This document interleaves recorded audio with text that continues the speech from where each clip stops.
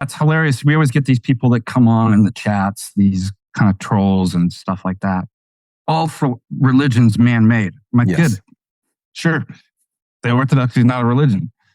It's not man-made. So religion, I mean, etymologically, the word to bind is not bad. Okay, so it just depends on what do you mean by that word? Well, typically that's what people mean, is first and foremost some type of religious political organization that from man's pretended autonomy makes dogmatic dictates.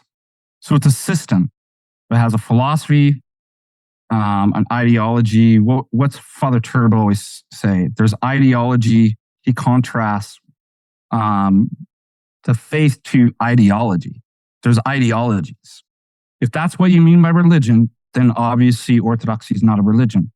So I want to show you that there's two ways, and that's what the paper is about. That's what the title of the conference is about, Athens and Jerusalem.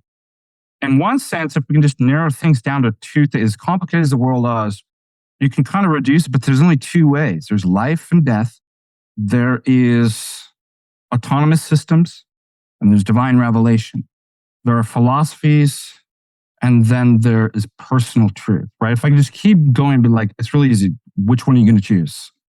And I said in contrast to that, so if in the West, their number one, their first things is systems, man, the world, this mirror image that I talk about, of the mirror image, then orthodoxy is not that. It's almost like the way of negation, just even in that. It's not that. Whatever you say these things are, right? You're grouping all the, it's not that. In fact, people even think about this with the councils and stuff, right? Why are the ecumenical councils true and infallible? Because we said all the magic formulas and propositions and did all the philosophy correctly. It's true because the God-man, that's why. That's the first thing.